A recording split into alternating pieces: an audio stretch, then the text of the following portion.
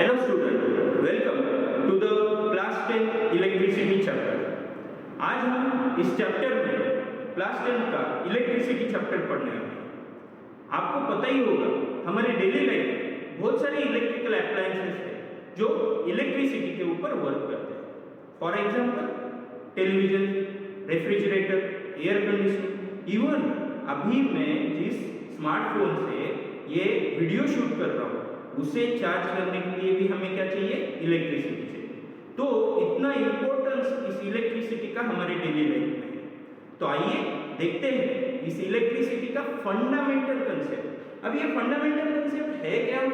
वो है the electrical charge. ये इलेक्ट्रिकल चार्ज जो है ये कोई भी मैटर का एक बेसिक फिजिकल प्रॉपर्टी है और इस प्रॉपर्टी की वजह से उस मैटर में एक फोर्स एक्सपीरियंस होता है जब वहां पे इलेक्ट्रोमैग्नेटिक फील्ड में उसे रखा जाए। ठीक है। और इसका जो ऐसा यूनिट है वो है कूलम्ब, जिसे हम कैपिटल सी से डिनोट करते हैं। ठीक है। There are two types of electrical charges. First one is positive charge, second one is negative charge. जो पॉजिटिव चार्ज रहता है उसे हम प्रोटॉन बोलते हैं, जो नेगेटिव चार्ज रहता है उसे हम इलेक्ट्रॉन बोलते हैं। और दोनों के ऊपर इक्वल बट अपोजिट टाइप का एक चार्ज रहता है जिसका मैग्नीट्यूड है 1.6 × 10⁻⁻19 कूलम्ब। अब आप यहाँ पे एक डायग्राम देख रहे हैं। इसके अंदर दो ऑब्जेक्ट्स यहाँ पे रखे हुए हैं। इन दोनों ऑब्जेक्ट्स में स्टार्टिंग कंडीशन है number of electrons is equal to number of protons. But जब ये दोनों ऑब्जेक्ट, सपोज ऑब्जेक्ट ए जो है उसने इलेक्ट्रॉन्स को लूज कर दिया तो वो हो गया positively charge body. Object B जो है उसने अगर इलेक्ट्रॉन्स को गेन कर दिया तो वो क्या हो गया? Negatively charge body. ठीक है। अब इस चार्ज की कुछ प्रॉपर्टीज है। ठीक है। पहला तो ये चार्ज जो है ये स्केलर क्वांटिटी है। ठीक है। उसके बाद में attractive and repulsion property. Similar charges repels each other and dissimilar charges attract each other. Means अगर पॉजिटिव चार्ज रहा तो वो क्या करता है? रिपेल करता है। वही अगर पॉजिटिव नेगेटिव चार्ज रहा तो वो क्या करते हैं? अट्रैक्ट करते हैं। ठीक है। अब एडिटिव प्रॉपर्टी। सपोज कंसीडर करो आपके सामने एक सिस्टम है जिसमें तीन चार्जेस हैं Q1, Q2, Q3। ये तीनों चार्जेस को अगर मैं ऐड करता हूं तो that addition will give me the cumulative charge of that system. ठीक है। Conservation of electrical charge. Electrical charge cannot be created nor be destroyed. It can be transferred from one body to the another body. ठीक है। उसके बाद में सबसे important property जो charge का है, जो हम न्यूमेरिकल्स में भी यूज करने वाले हैं, वो है क्वांटाइजेशन ऑफ इलेक्ट्रिकल चार्ज। ठीक है। अकॉर्डिंग टू दिस प्रिंसिपल, अगर जो चार्ज है वो चार्ज मल्टीपल्स रहता है एक बेसिक प्री डिफाइंड यूनिट का। वो बेसिक प्री डिफाइंड यूनिट क्या है? वो है E। Multiple means n can be any integer. ठीक है। इसी वजह से Q is equal to n into E। ठीक है। उसके बाद में ये चार्ज जो फोर्स जनरेट कर रहा है वो फोर्स कूलम्ब्स लॉ से डिफाइन किया जा सकता है। तो कूलम्ब्स लॉ क्या सजेस्ट करता है कि the force, suppose there are two bodies Q1 and Q2। Q1 is the negatively charged body, Q2 is the positively charged body. Those two bodies are placed at a distance r. तो इन दोनों के बीच में का जो force रहेगा, that force will be directly proportional to the product of the charges, means Q1 and Q2, and inversely proportional to the square of distance between them. ठीक है। तो ये जो Q1 है ये F21 फोर्स राइट साइड में क्या कर रहा है? एग्जर्ट कर रहा है। Q2 जो है वो F12 फोर्स लेफ्ट साइड में क्या कर रहा है? एग्जर्ट कर रहा है। तो इन दोनों की जो भी पर्टिकुलर डायरेक्शंस है वो क्या है? अपोजिट डायरेक्शंस है। ठीक है। और आप अगर देखोगे जो K है उस K की वैल्यू कूलम्ब्स कांस्टेंट बोल के हम उसे बोलते हैं, जिसकी वैल्यू हम लेते हैं 9 × 10⁻⁹ newton metre square upon coulomb square. ठीक है। तो अब हम देखेंगे 1 कूलम। ये डेफिनेशन आपको आपके बोर्ड एग्जाम में पूछा जा सकता है। तो 1 coulomb is the particular electrical charge which exerts a force of 9 into 10 to the power 9 Newton when the charges are placed at a distance of 1 meter। Means दो चार्जेस है, उनका डिस्टेंस अगर 1 मीटर है तो उन दोनों के बीच में 1 कूलम चार्ज तभी रहेगा जब वो 9 into 10 to the power 9 Newton का फोर्स एक्सर्ट करेगा। ठीक है, जब आपको बोर्ड एग्जाम में ऐसा पूछा जाएगा कि calculate the number of electron constituting 1 coulomb charge, तो उसका कैलकुलेशन हम कैसे करेंगे? हमें पता है E की वैल्यू क्या है, 1.6 into 10 to the power -19 coulomb.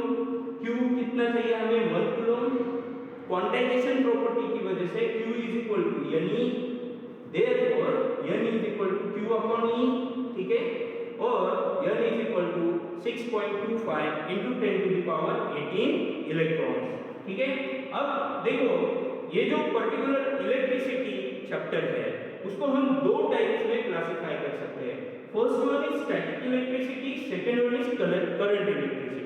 Static electricity जो है इसके अंदर चार्जेस जो है वो रेस्ट पे रहते हैं। For example the charge produce due to friction.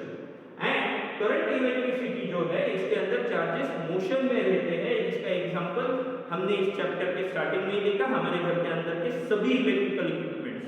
तो हम इस पर्टिकुलर 10th क्लास के चैप्टर में करंट इलेक्ट्रिसिटी के बारे में पढ़ने वाले हैं। अब यहाँ पे आपको एक माइंड मैप दिखेगा जो इलेक्ट्रिकल चार्ज को समराइज कर रहा है। तो चलो समराइज करते हैं।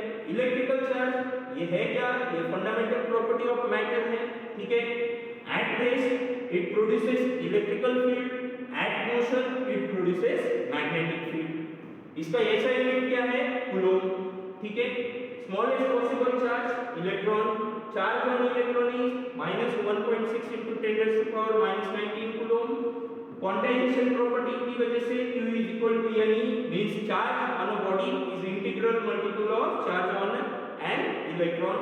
ठीक है, and electrical charge can be negative and electrical charge can be positive। Positive means loss of electrons, negative means gain of electron. उसके बाद में charge is a scalar quantity, additive in nature, addition हम कर सकते हैं, it is always conserve.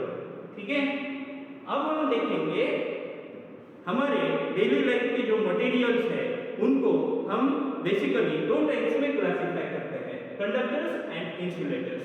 और ये conductors and insulator ये जो क्लासिफिकेशन है ये भी on the basis of electrical charges का जो फ्लो है उसके ऊपर हम इस चैप्टर में करने वाले हैं। Means substances through which electrical charge can flow are called as conductors and they are good conductors of heat and electricity.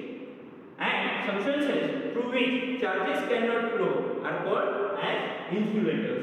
ठीक है, अब ये पर्टिकुलर जो फ्लो ऑफ चार्ज है ये होता क्यों है? It is only because of the presence or absence of free electrons। Means अगर किसी पर्टिकुलर मैटर में फ्री इलेक्ट्रॉन प्रेजेंट और absence है उसके बेसिस पे उसे कंडक्टर या इंसुलेटर इसमें हम क्या कर सकते हैं? क्लासिफाई कर सकते हैं। जैसे कि यहाँ पे आप इस माइंड मैप में देखोगे कि कैटेगरीज ऑफ मटेरियल, कंडक्टर जो है these are the substances through which electrical charge can flow easily। Example all metals like copper, aluminium, silver। और जो कंडक्टर्स है उसके अंदर फ्री इलेक्ट्रॉन्स जो है वो उस पर्टिकुलर मटेरियल को कंडक्टर बोल के क्या करते हैं? प्रॉपर्टी देते हैं। ठीक है, where does excess electron come from? अब ये excess electron आते कहाँ से है? तो देखो कंडक्टर्स में जो फ्री इलेक्ट्रॉन्स है they are held loosely by the nuclei of their atom। अब नेक्स्ट इंसुलेटर, ये जो पर्टिकुलर मटेरियल है ये क्या करता है? इसके अंदर से इलेक्ट्रिकल चार्ज को फ्लो होने नहीं देता। एब्सेंस है इसके अंदर इलेक्ट्रॉन्स का, फ्री इलेक्ट्रॉन्स का। अब इसके अंदर फ्री इलेक्ट्रॉन्स क्यों नहीं है? Because insulators are the electrons are strongly held by their nuclei. Means insulator के अंदर के जो इलेक्ट्रॉन्स है वो उनके न्यूक्लियाई ने क्या किए? स्ट्रांगली हेल्ड किए हैं। एग्जांपल्स क्या है? Glass, rubber, mica, plastic. ठीक है, और एक कैटेगरी हम इस चैप्टर में देखने सुपर कंडक्टर। तो इस पर्टिकुलर मटेरियल में क्या रहता है, इसकी जो रेजिस्टिविटी है वो अप्रोच टू जीरो बन जाती है एट अ सर्टेन टेम्परेचर, जिसे हम क्रिटिकल टेम्परेचर बोलते हैं। और ये जो पर्टिकुलर फेनोमेना है इसे हम सुपर कंडक्टिविटी बोलते हैं। तो होप सो ये इलेक्ट्रिकल चार्जेस टॉपिक आपको समझ में आया होगा। नेक्स्ट वीडियो में हम देखेंगे कि what is potential difference. Thank you.